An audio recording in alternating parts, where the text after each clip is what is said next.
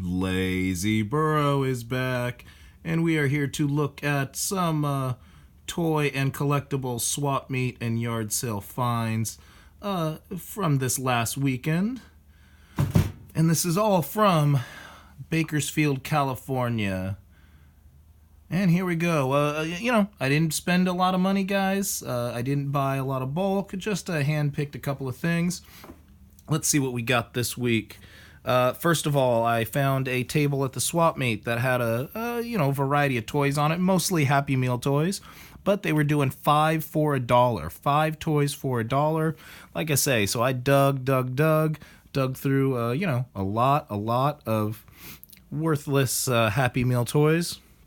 But I came up with a little something to fill up a bag, 5 for $1. So, piece number 1, a superhero squad minifigure here of Iron Man, Tony Stark. And there he is in kind of the almost all gold Iron Man suit with a little bit of red accent there. Superhero squad figures are pretty cool. They're a minifigure, so a lot of people don't think much about them, but some of these actually have a lot of value. So anytime I see those for a quarter, I guess 20 cents, if it's 5 for $1, I'm going to pick that up. Here is action figure number 2.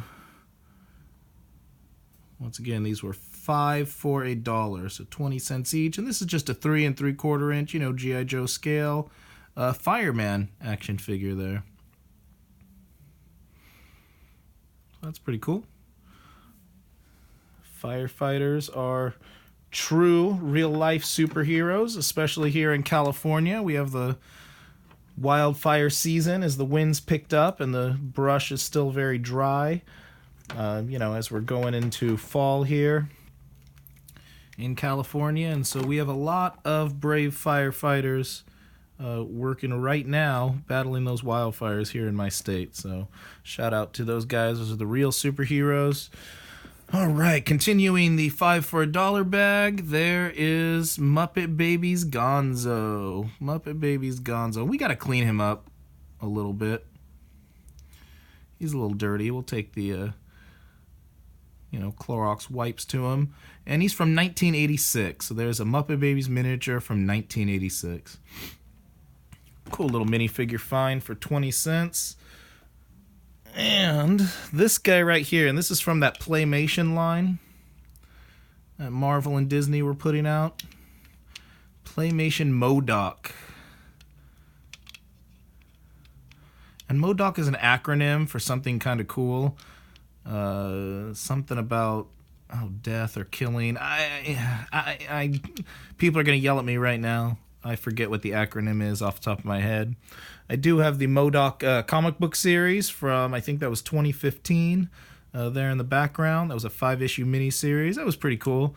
MODOK was kind of a villain, but they've kind of face-turned him. He's kind of a comedy figure portrayed a little bit. He's been a member of the Avengers as part of the Secret Avengers in that comic book line, and then he was brought out for the Gwenpool comic book series that came out a couple of years ago.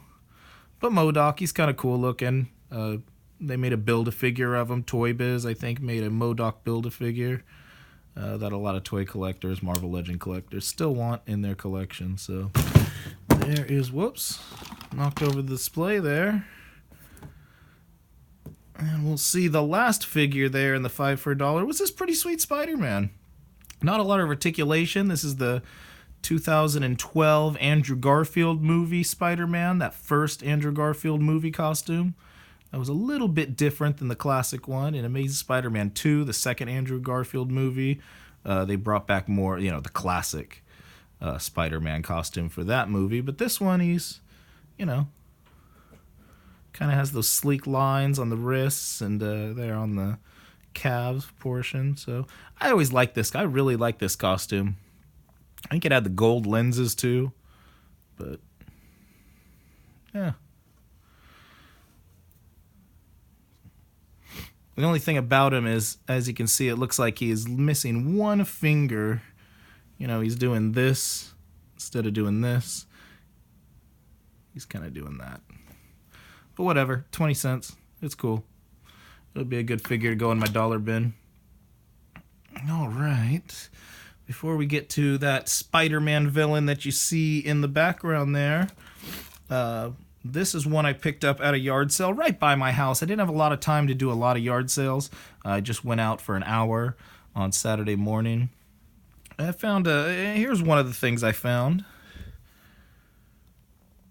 This is a cool Rhino, and this is Rhino, an actual rhinoceros, not Rhino the Spider-Man villain. We're going to get to a Spider-Man villain in a second here with this guy here in the background, but this is a pretty sweet Rhino, and I think he kind of like pairs well with a Marvel Legends 6-inch size figure, or maybe a Marvel Select size figure. Kind of have like a beast that so he can ride him. I could put the action figure on the back and have him be a Beastmaster. Whoever I want. I could get the Super 7 Masters of the Universe He-Man. Make a little armor for this guy. Be pretty sweet. I don't know. I liked him. He was 50 cents. 50 cents. I can't pass up on them. Cool hard plastic. Large size Rhino there. Hell yeah. All right. And a couple of things. Lazy Burrow here. I hunt toys. I hunt comics here in the California area. And I have a very large personal collection. I like to decorate my house in action figure displays and whatnot. But, some of the stuff that I can't fit in my house, I go ahead and sell at conventions. I sell at antique mall spots. And one of the places that I take stuff that I find on my adventures is Downtown Toys and Comics.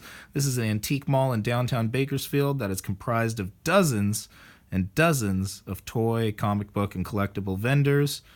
We've all kind of come together to form a large, a very large and unique and eclectic collectible experience in downtown Bakersfield.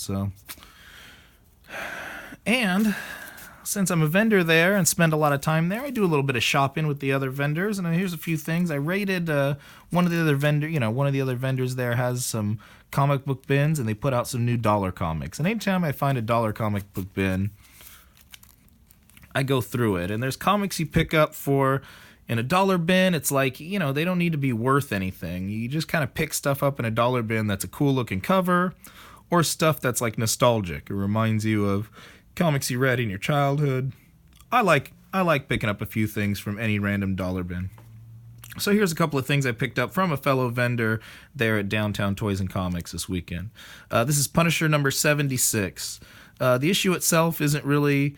I bought this originally at a newsstand at a bookstore called Read More that no longer exists back in Bakersfield, California. But if you're a Bakersfield, California native, you might remember Read More bookstore that was located on Stein and Plans, right next to a Vaughn's grocery store.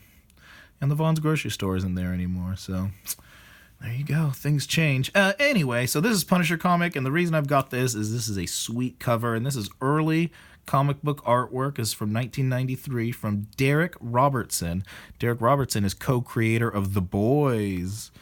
The Boys, which made a huge impact on Amazon, as a television series on Amazon. So critically acclaimed, awesome series, an even more awesome comic book series. And there's the artist co-creator of it, Derek Robertson. There's an early 90s, his version of the Punisher. So always love this cover. The issue itself is a little hokey. It's Punisher in Hawaii, and he takes down like a Hawaiian gangster. Single issue thing, not part of a story arc. It's a little goofy. They got a little campy with Punisher. Here is another one from around the same era. That last one was issue 76. This is issue 63. So this is about a year before. 1992. And this is one of my all-time favorite issue of Punishers. The cover artist is Mark, I think it's Texeria. See that Tex signature there on that box? Teixeira. I don't know. But I don't know how you pronounce it. But, he did a lot of art for Wolverine comic book series in the 90s, the first Sabretooth miniseries in the early 90s. So he's got a unique style. On the inside, though, it's a single issue, and it's Punisher at the grocery store. Okay, Frank Castle is literally just at the grocery store picking stuff up. Just picking stuff up, needing his supplies. He's Punisher. He's got to eat. And he's, working with Micro, so he's got to pick up some stuff from Micro. He's like bitching. He's bitching about Micro giving him a shopping list, And then he kind of reminisces about his wife. Like, it reminds him of when his wife was alive and she would give him shopping lists. So there's a little bit of that. And then as he's reminiscing in the grocery store, these guys who were like meth heads decide to go rob this grocery store, because they needed money to get their fix. And, they came to the wrong grocery store. So Punisher just kind of systematically, frees hostages and systematically takes out this group of meth heads in this grocery store. It's pretty sweet. One of my favorite issues of the Punisher. It's not the grittiest Punisher we've ever seen, really, but it's bad. I mean, it's still badass Punisher. He shoots criminals and all that stuff. It's what you want out of a Punisher comic. It's one of my all-time favorite, just single issues. Not a key issue by any means. Nobody's first appearance, no major character death, nothing like that.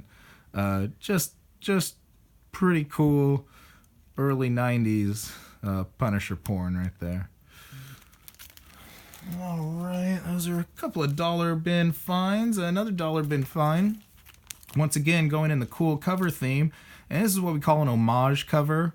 When an artist, pays tribute to a famous cover, maybe even an obscure cover from the past, usually doing it with a new character. And so this is actually Mark Silvestri homaging his own work from the past. Mark Silvestri did a famous Uncanny X-Men cover in this very same kind of color scheme here, using this purple and green, very ominous background color scheme, and it's Wolverine, and he's kind of crucified on this huge stone X.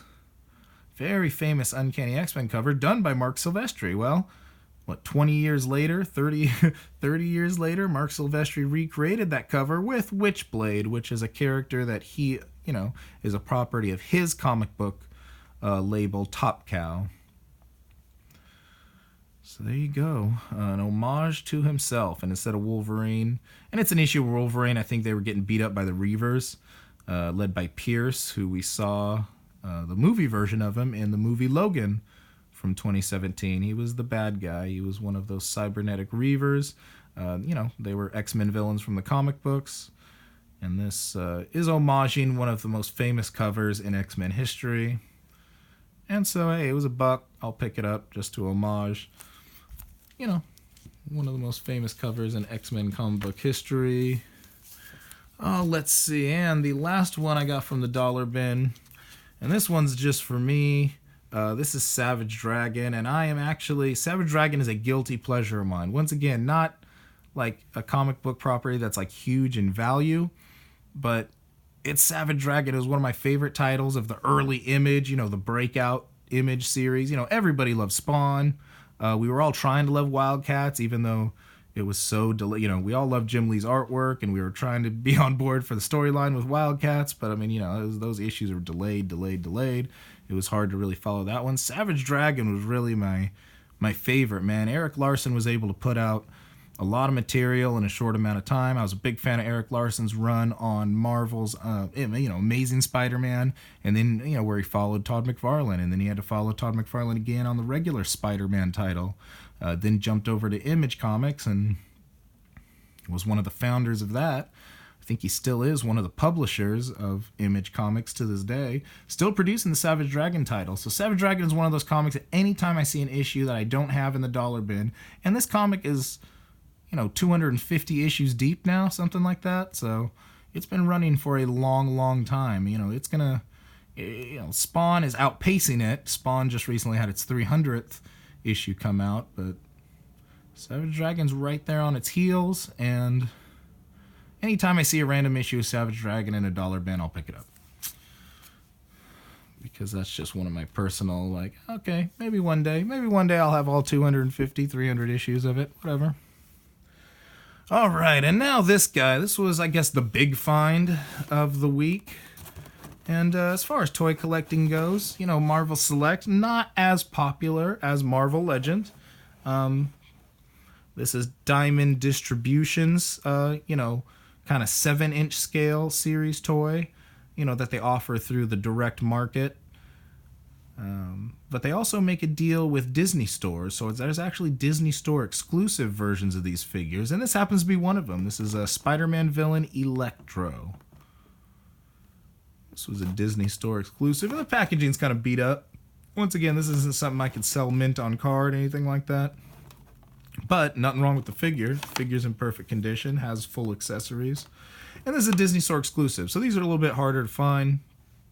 You know, you go on eBay right now, and these are probably going for buy it now prices of $40, something like that. You know, and then you factor in your shipping on something like that.